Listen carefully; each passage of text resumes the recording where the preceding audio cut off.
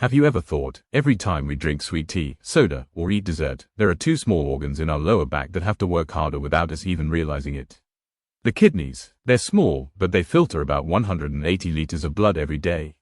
And one of the substances that puts the most strain on the kidneys is excess sugar. Some people give up sugar for dieting, some for blood sugar. But what actually happens to the kidneys if we stop consuming sugar for 30 days? Do the kidneys really improve? Or is it just a myth? Let's take a look at it slowly, week by week, based on what actually happens in the body. Don't forget to like and subscribe.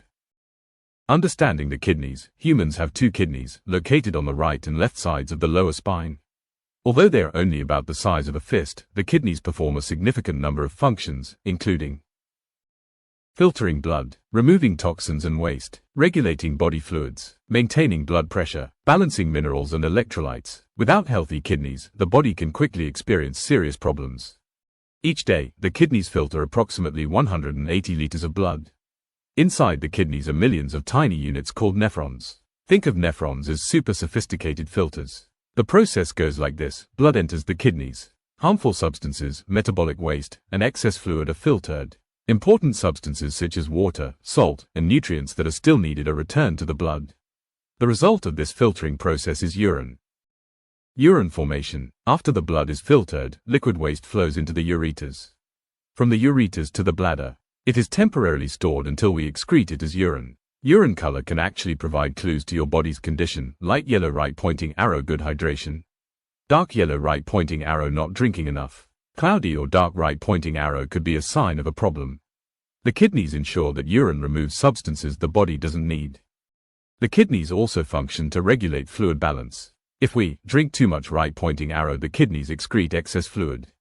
Drink too little right pointing arrow, the kidneys retain water. The kidneys also regulate sodium, salt, potassium, calcium, phosphorus. Electrolyte imbalances can cause weakness, muscle cramps, heart rhythm disturbances. The kidneys play a role in controlling blood pressure through the hormone renin. In addition, the kidneys also assist in red blood cell production through the hormone erythropoietin, activate vitamin D for bone health. This means that the kidneys are not only filters, but also regulators of vital body systems. Why does sugar stress the kidney? Every time we eat or drink something sweet, the sugar enters the bloodstream as glucose. The body responds with insulin to allow the sugar to enter the cells. But if we eat too much sugar too often, some glucose remains in the blood.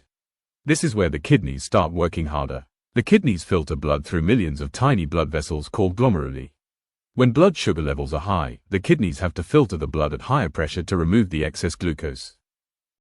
If this continues, kidney filters are slowly damaged. Protein leaks into the urine. Blood pressure increases. The risk of chronic kidney disease increases dramatically. This is why diabetes is the leading cause of kidney failure worldwide. Why does sugar damage kidney blood vessels? Excess sugar makes blood vessels stiff and fragile. This is called microvascular damage. Because the kidneys are full of tiny blood vessels, they are one of the most vulnerable organs. If this damage continues, the kidney's filtering function slowly declines, and often goes unnoticed until it's already quite advanced.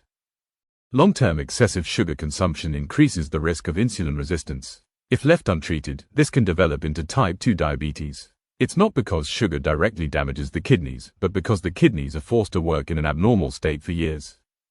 Signs that the kidney is beginning to be stuffed. Kidneys overloaded with sugar often don't immediately feel pain. However, some common signs include fatigue, frequent urination, especially at night, swelling in the legs or face, increased blood pressure, foamy urine. What happens if you reduce sugar? When sugar intake is reduced, blood sugar levels become more stable. The kidneys are no longer forced to filter blood under high pressure. Inflammation is reduced, and the risk of further damage is reduced. The kidneys may not fully recover, but they can be prevented from further damage. Remember, sugar isn't just white sugar. Sweetened drinks, syrups, packaged sauces, bread, and processed foods often contain hidden sugars. Without realizing it, our kidneys are working overtime, even when we don't think we're eating anything sweet. Let's discuss what actually happens to the kidneys when you stop consuming sugar for 30 full days. Week 1, days 1 to 7, your kidneys start to breathe. When you stop consuming added sugar in the first week, what happens in your kidneys?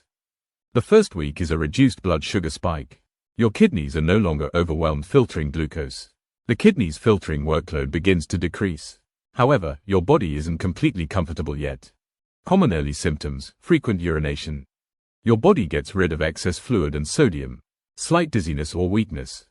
Many people think these are negative effects. In fact, these are signs that your kidneys are starting to rebalance your body's systems. Week 2, days 8 to 14, reduced pressure. In the second week, the body begins to adapt. Important changes in the kidneys. Insulin levels are more stable. Mild inflammation in the kidney vessels decreases. Blood pressure begins to drop. This is crucial. The kidneys are damaged not only by sugar, but also by the high blood pressure that sugar triggers. Many people begin to notice clearer urine, less swelling in the legs. Excessive thirst begins to disappear. The kidneys are now working without the constant stress of high blood sugar. Week 3, days 15 to 21, function begins to improve. The third week is a crucial phase. At the cellular level, insulin sensitivity increases. Protein leakage into the urine decreases. Kidney filters work more efficiently. For people with prediabetes, history of high sugars, years of sugary diets, this is the point where the kidneys stop deteriorating and begin to stabilize. It's important to understand, severely damaged kidneys cannot return to normal, but quitting sugar can stop further damage. Week 4, days 22 to 30, significant reduction of breath.